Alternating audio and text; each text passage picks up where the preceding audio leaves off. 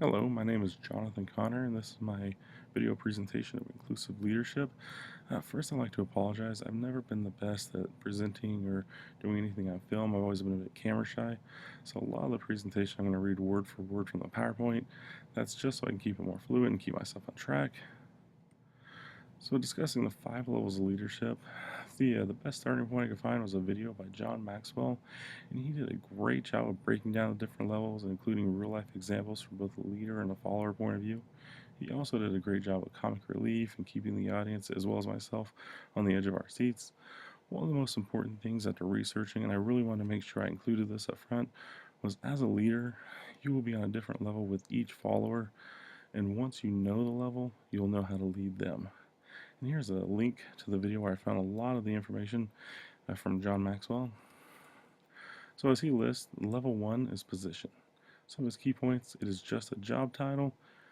People will simply follow you because they have to. People who follow you will give you the least amount of energy and effort. One of the key examples he talks about was when it comes to leaving work at the end of the day. If you'll notice, if you're just a leader by title, everyone's already checked out mentally before the day's even over. People are packing up early and ready to go. They waste a lot of time really trying to wait out the clock. And if you notice, as soon as that bell rings or as soon as the day is over, they are gone out the door and you barely catch them in the parking lot. Okay, the next level he points out is permission. Some of the key points are people begin to follow you because they want to. You have a connection between yourself and your workers. Your workers, they like you and you like them. You are interested in learning and becoming a better leader, and attitude and servitude. So those are some of his main points. Level 3 is production. We started with his key points. You are not only connected, but now you are getting results and help the bottom line of the company. People do what they see. Who you are as a leader is who you attract as a team. And one of the most important examples he also makes was modeling the procedures. People will always do what they see. Okay, and another great example, this was another little anecdote, but it worked really well, was on this one. It's a travel agent. You're doing a lot of things right, but people will know when you're kind of leading them on. It's almost as if you're a travel agent and you're sending people on trips, you're sending people on vacations, and they know that you've never been there yourself, but you're still trying to sell it. So people are just a little smarter than some people give them credit for, and it can hurt you in the long run. Okay, level 4 is people development. Some of its key points, which is the most valuable asset to any company, is its employees. You grow a company by growing the people. You must have a clear picture of the person you're looking for in order to see it when you're interviewing for them. And also positioning, making sure the right person is in the right position. Another really key part of this I enjoyed reading about was successful people work with their strengths, and successful people discover what not successful people discover what they're good at, but successful leaders discover what others are good at. And I always thought this was great because it seems like too many times people are told that you have to work your weaknesses and you have to try and make more of a well-rounded person. But if you really notice, I think some of the most successful people, they find out what they're good at, and that's what they stick with. Okay, so here's some of the level 4 examples. Okay, a great example of this. John was telling a story about a high school coach that used basketball players to demonstrate the importance of each position and why you have to put the right person where they need to go. He put the varsity team against the junior varsity team for basketball, and obviously everyone assumed varsity would win, but the coach had one stipulation: everyone on varsity would play a different position than they're used to. Junior varsity ended up dominating the game, and the coach summed it up in the one best quote: no matter how talented you are, if you're out of position, you will never reach your full potential. Okay, the level 5, he includes his pinnacle, and the key points: not only do followers respect you, but they admire and appreciate your accomplishments. Okay, you understand that leadership is something forever growing and changing, and you will make it a point to embrace the growth. Okay, the level that this takes is an extremely long period to reach. It's not something you can jump right in. You have to really work hard for it, and you will achieve it with determination. Okay, another presenter I found on YouTube that did a really great job was Courtney Anderson, and she went over managing diversity in the workplace. Some of her key points was diversity and disability. Courtney did a great job of not only including great information, but sharing life experiences that she had, and also how she managed diversity. And there were a few times that she slid back and forth, and it made it a little hard to follow, but overall, it was a great message. Okay, the first point she tried to make was managing diversity as the most important skill in life. And she reflected back a lot on her childhood and the beginning of being in a military family, how she moved around a lot and always had to adapt to different environments, almost as a way as adapting to diversity.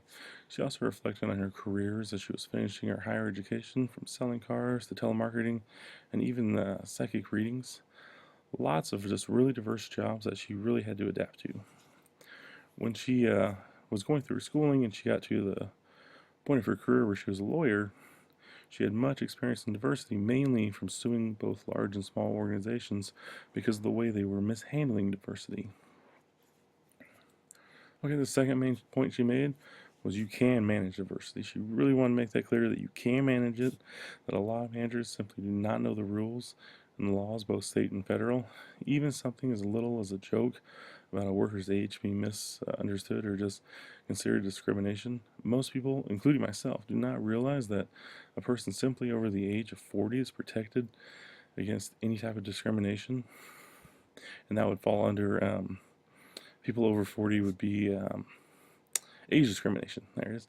Companies have the responsibility to train the team members about basic diversity management.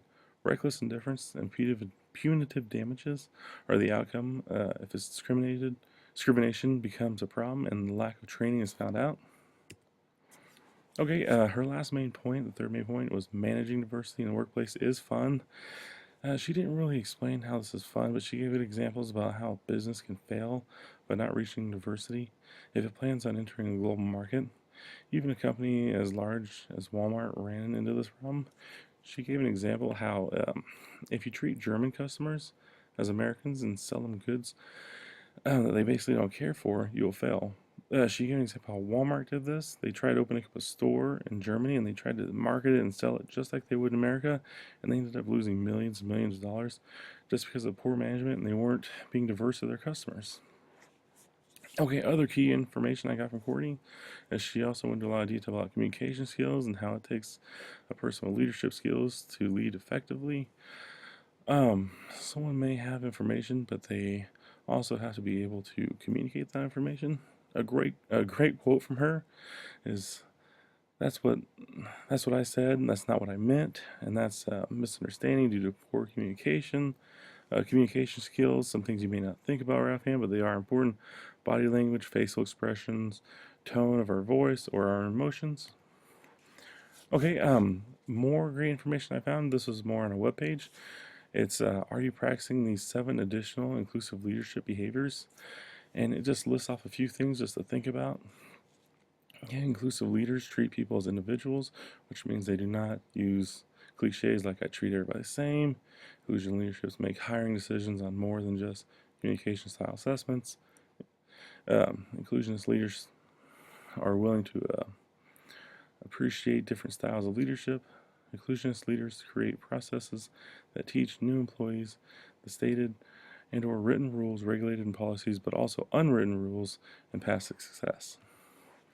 Okay, inclusionist leaderships intentionally look beyond the obvious to recognize, development, and promote employees that may not fit the traditional mold.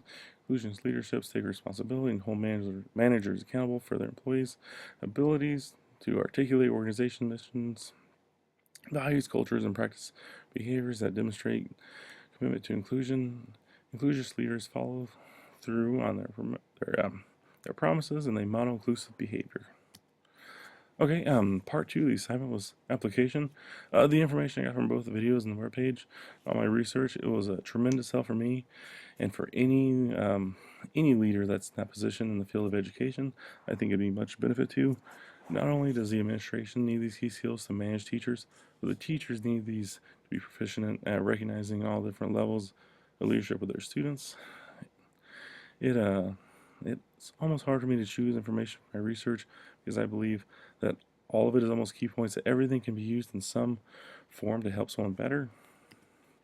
Okay, some of the negatives from not leading responsibly is miscommunication, as I've recently learned, can be more hazardous than simply a poor letter grade. Anyone employed or employing workers must be aware of all guidelines. Ignorance of the law would be a scary situation to find oneself in. That's why we need to not only be educated, but really have our employees, students' needs be our number one goal. Okay, some personal experience. I can say without a doubt that leadership levels are important in education. In every one of my classes, with every student, I'm on a different level of leadership. And as I do my best to accommodate everyone, I can see the students start to appreciate my effort. Just getting to know them and know I care about them. Their classroom attitudes could be better from where it started at the beginning of the year.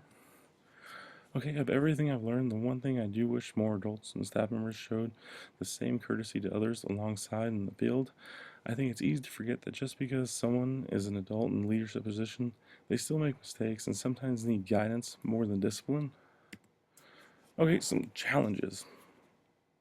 I do apologize if I'm going too fast or slow. I'm just trying to keep pace. One thing I would be interested in more is what is the best way to deal with a situation where the boss and employees thought they were on different leadership levels? It seems incredibly easy to not only overlook someone's disabilities, but their individuality and their feelings. And while researching, everything seems so simple and black and white. We all know this is never the case, and it would be nice to see more videos and articles on what to do when there are, bumps in the road, there's resistance, when there is a brick wall between two people and you really want to get past that. Okay, here's just a list of all my sources I used. I found a lot of great videos on YouTube. I know it's not always looked highly upon, but I also want to check Wikipedia because sometimes you can find great examples there, and a few more websites. And that is my presentation. Thank you so much.